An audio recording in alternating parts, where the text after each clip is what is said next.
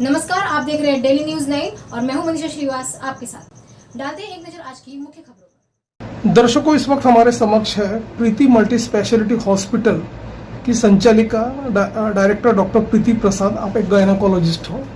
Ma'am, हम आपसे ये जानना चाहेंगे कि जो स्ट्रेस जो चल रहा है उसकी वजह से देखा गया कि जो औरतों में हीमोग्लोबिन की कमी की वजह से काफ़ी डिफेक्ट्स आ रहे हैं, तो किस तरह के प्रॉब्लम्स लेके महिलाएं आपके समक्ष आती है, उस बारे में बताइए।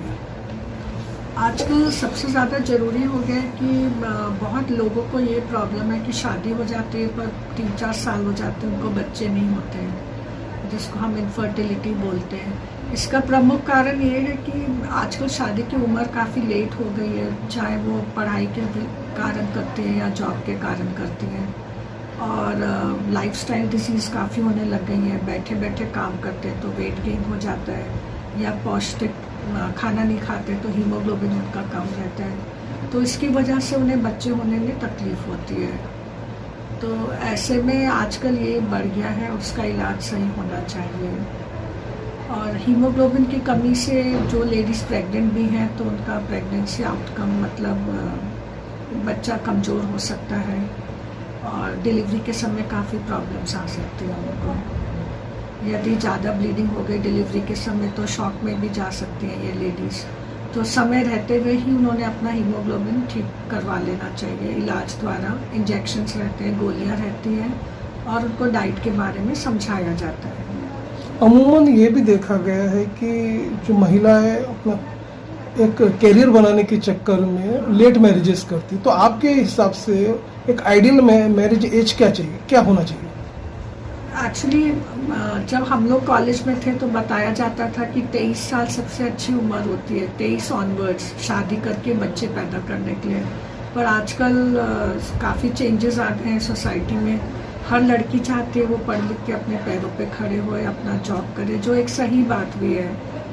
तो पढ़ाई करते करते जॉब करते करते 25-26 साल की उम्र किसी भी लड़की की हो जाती है और उसके बाद भी वो बहुत आजकल जल्दबाजी में नहीं रहते कोई शादी करने के लिए। तो नॉर्मल मैरिज की एज आजकल 27, 28, 30 साल तक हो गई है। एक बार शादी हो जाती है उसके बाद भी कितने लोग चाहते हैं कि जल्दी से बच्चे नहीं हो उनको, वो अपने करियर पे फोकस करना चाहते हैं या एक दूसरे को ज़्यादा अच्छे से जानना चाहते हैं या कोई फैमिली इश्यूज होते हैं। तो बच्चा पैदा करने की एज इस तरह से बढ़ती जाती है और जैसे एज ज़्यादा हो जाती है 32+ या 35, तो बच्चा करने की क्षमता कम होती जाती है कुदरती रूप से। तो पेशेंट्स को काफ़ी प्रॉब्लम आती है फिर प्रेगनेंसी आने में, और अगर आ गई तो उसका एक पॉजिटिव आउटकम आने के लिए। तो मेरी तो यही राय होगी कि मैरिज और जॉब दोनों पे बराबर ध्यान देना चाहिए इंसान में, और एक कॉम्प्रोमाइज़ डेवलप करना चाहिए अपने जॉब में भी और अपनी शादीशुदा ज़िंदगी में भी और बच्चे पैदा करने के लिए। तो हाँ, 23-24 साल में ना करें पर 30 इयर्स के आसपास तो उन्होंने शादी बच्चों के बारे में सोच ही लेना चाहिए। ऐसा नहीं है, कोई भी कपल में अगर बच्चे नहीं हो रहे तो कल लगभग 40% कपल्स में जेंट्स में भी प्रॉब्लम पाई जाती है या फिर दोनों पार्टनर्स में प्रॉब्लम होती है। तो इसके लिए दोनों की जाँच करना बहुत ज़रूरी है।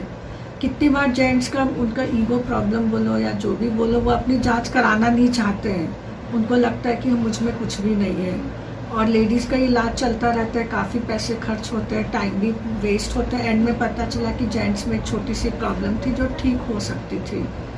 तो वैसे जो भी थोड़े पढ़े लिखे समझदार लोग हैं वो लोग कोऑपरेट करते हैं, जेंट्स भी अपनी जाँच करवा लेते हैं और अगर कुछ चीज़ की ज़रूरत है, इलाज की ज़रूरत है तो कराते हैं। ऐसा ज़्यादा नहीं देखा जाता है कि वो एक दूसरे को ब्लेम करते हैं, क्योंकि बच्चे की ज़रूरत तो दोनों की है, स्त्री की भी पुरुष की भी, पूरे परिवार को बच्चा चाहिए।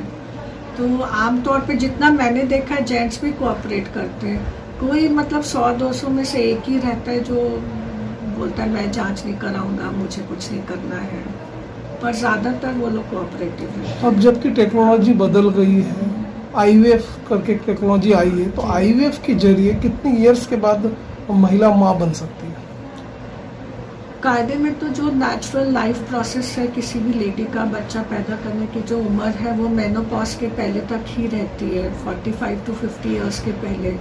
सिर्फ प्रेगनेंसी आ जाना और बच्चा पैदा करना सिर्फ यही मुद्दा नहीं है, वो लेडी की हेल्थ भी अच्छी होनी चाहिए कि वो 9 महीने की प्रेगनेंसी को पूरा कर पाए, और जब उसको बच्चा हो, चाहे नॉर्मल डिलीवरी हो चाहे सीजर, तो उनको उसको क्षमता होनी चाहिए उनके शरीर में कि उनके बॉडी पे और कोई बुरा असर नहीं पड़े इस बात का।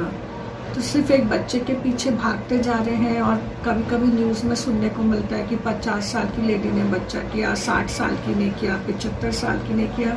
ये मेरे पर्सनल व्यू में तो ये ठीक बात नहीं है, क्योंकि उनकी कितने लोगों को पता नहीं कि उनका सीजर हुआ, उनको 10 बॉटल ब्लड लगी और वो कोमा में थी बाद में। सिर्फ न्यूज़ में आता है कि उन्होंने बच्चा पैदा किया और कितना मिरेकल हो गया। तो ये ठीक नहीं है, एक उम्र के साथ ही होना चाहिए। आगे लोगों ने ये भी सोचना चाहिए कि अगर 50-60 साल की उम्र में बच्चा पैदा करने और अपना लाइफ स्पैन 70-75 साल का है, तो बच्चा तो अनाथ ही हो जाएगा ना 10-15 साल की उम्र में। तो इतना लेट करके कोई फ़ायदा नहीं है। जस्ट बिकॉज टेक्नोलॉजी है, इसका ये मतलब नहीं कि आप उसका मिसयूज़ करें। नॉर्मल डिलीवरी में कम ब्लीडिंग होती है, सिजेरियन में थोड़ी ज़्यादा ब्लीडिंग होती है। नहीं, एक्चुअली डिलीवरी प्रेगनेंसी के दौरान इतना कॉम्पनसेशन होता है, कुदरती रूप से भगवान ने हमारी बॉडी ऐसी बनाई है कि उसमें ब्लड गेन होता है प्रेगनेंसी में, ताकि जब डिलीवरी में ब्लड लॉस होगा तो वो उसको झेल सकती है, हमारा शरीर उसको कॉम्पनसेट कर सकता है। पर उससे ज़्यादा ब्लीडिंग होगी तो फिर नेचुरल है कि उनकी तबीयत बिगड़ेगी पेशेंट। ये तो खैर काफ़ी हानिकारक है, किसी भी इंसान ने, चाहे लड़की हो चाहे जेंट्स हो, स्मोक, ड्रिंक, ड्रग्स ये सब नहीं करना चाहिए। और आजकल के चेंजिंग ट्रेंड्स में स्पेशली बड़ी सिटीज़ में, मेट्रोज़ में लड़कियां भी ड्रिंक करने लग गई हैं, स्मोक करने लग गई हैं। तो इन दोनों हैबिट्स के कारण प्रेगनेंसी आने में टाइम लग सकता है, और अगर वो प्रेग्नेंट है तो बच्चे पे बुरा असर पड़ सकता है। कितने बच्चों को भी नशे की आदत हो जाती है जब वो प्रेग्नेंट अपने माँ के गर्भ में रहते हैं, और डिलीवरी के बाद उनको भी झटके आ सकते हैं, उनको विड्रॉल सिम्टम्स होते हैं या उनके दिमाग कमज़ोर पड़ते हैं।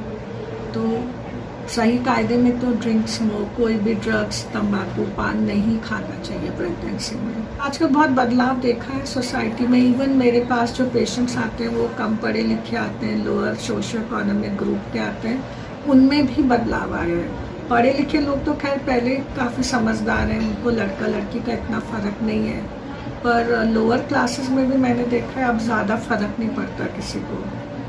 थोड़ा समझाओ तो समझ जाते हैं, या ऐसे बोलते चलो भगवान की यही मर्जी है तो ठीक है। तो ये ट्रेंड बहुत कम हो गया है। शुरू की प्रैक्टिस में हमसे भी लोग पूछते थे कि कुछ होगा क्या, पर अब तो सालों साल हो गए, कोई पूछता तक नहीं है। जिस तरह अवेयरनेस बताया महिलाओं ने किस तरह से रहना चाहिए, किस तरह कोई कॉम्प्लिकेशंस आए तो कभी भी महिला स्त्री रोग से आके संपर्क कर सकती है। तो आप ये भी बताइए कि यदि वो लोग आपको लाइव देख रहे हैं, यदि आपसे ऑनलाइन कंसल्टेशन करना चाहे या आपके हॉस्पिटल में विजिट करना चाहे, तो आपका हॉस्पिटल कहाँ पर लोकेटेड है, उस बारे में बताइए। मेरा हॉस्पिटल MIDC एरिया में है, हिंगना मेन रोड पे है, इलेक्ट्रॉनिक जोन चौक है। वहाँ कोई भी पूछेंगे तो बता देगा। अभी 20-25 साल हो गया हॉस्पिटल को। यहाँ पे हर प्रकार का इलाज किया जाता है। जैसे लड़कियों को भी कितनी बार प्रॉब्लम्स होती है, मासिक ठीक नहीं आता है, वहाँ से शुरुआत होती है। तो 50-60 साल की लेडीज़ तक की जो भी प्रॉब्लम है, महीना बंद होने के बाद की भी जो प्रॉब्लम्स हैं उनका इलाज होता है। फिर जिनको बच्चे नहीं हो रहे हैं उसका इलाज होता है, जो प्रेग्नेंट है उनका इलाज होता है, एक नॉर्मल सेफ डिलीवरी, सिजेरियन और बाकी जो भी प्रकार की चीज़ें, महिलाओं का कैंसर वगैरह हर चीज़ का इलाज होता है।